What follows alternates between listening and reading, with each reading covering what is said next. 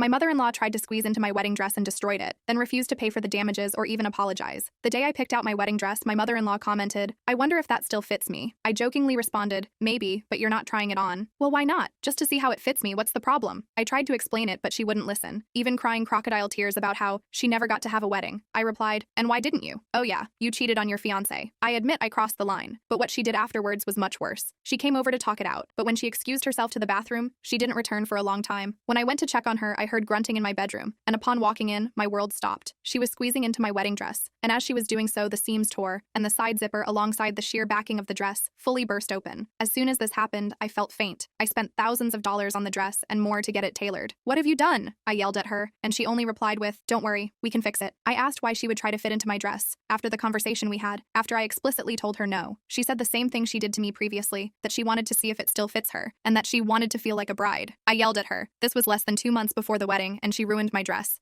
She acted like it wasn't a big deal and told me I was overreacting. I explained to her that I wasn't sure I could get it fixed in time for the wedding, or if I could even get it fixed at all. The original tailor I went to had a wait list for months, and I was lucky to get the appointment time that I did before the wedding. She again didn't seem bothered and didn't even apologize. My husband overheard us arguing and ran into the room to see what was going on. He looked at the dress on the floor and asked me what happened. I told him that his mom ripped my dress, and he looked horrified. He told her that she would have to pay for one as soon as possible since the wedding was only a few weeks away, but I had my heart set on that dress. It was the perfect one for me. Before I could express that to my fiancé, she was refusing, saying that it wasn't her fault that I got an unreliable wedding dress. She then tried to paint the picture as if she were doing me a favor. She said I should be thanking her because if a wardrobe malfunction happened at the wedding, then I wouldn't have had any time to get a new dress. I snapped and told her there would have been no malfunction because she was 4 sizes bigger than me. My husband chimed in and said that that wouldn't have been an issue because we got the dress tailored to fit me, but she wasn't listening. I demanded that she pay for my new dress since she had ruined this one, but she continued refusing. I realized that I wasn't getting anywhere in this conversation and I stormed out. My fiancé stayed in the room and continued talking to his mom.